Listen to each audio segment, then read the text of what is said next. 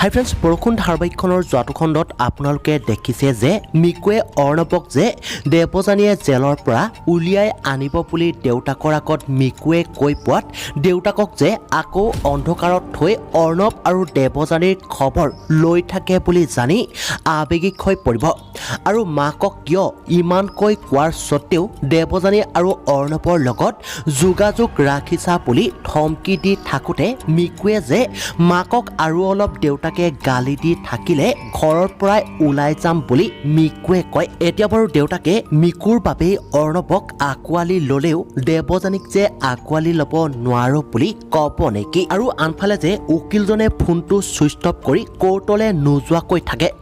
ইফালে ৰিয়া আৰু মাকে দেৱযানীৰ হেতৰ ওচৰত আহি উকিলজন যে নহা কাৰণে দেৱযানীৰ হাতক খুব ঠাট্টা মস্কা কৰিব।